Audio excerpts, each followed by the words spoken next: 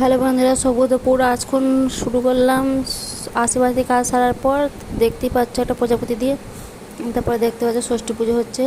আমাদের বাড়ির সামনে মন্দির আছে, সেখানে ষষ্ঠী গাছও আছে।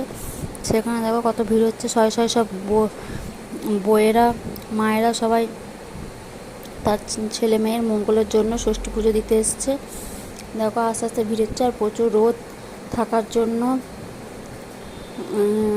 হচ্ছে গিয়ে মাথার ওপর ওই ত্রিপলটা খাটিয়েছে, যাতে হচ্ছে কোনো বউ বাচ্চার অসুবিধা না হয়। কিন্তু ছোটো হচ্ছে ছোটো থাকার জন্য বেশি সবাই আটেনি, তাও দাঁড়িয়েছে। যারা যারা ধর গাছ থাকার জন্য গাছের ছাদ তলাতেও সব দাঁড়িয়েছিল, বসছিল।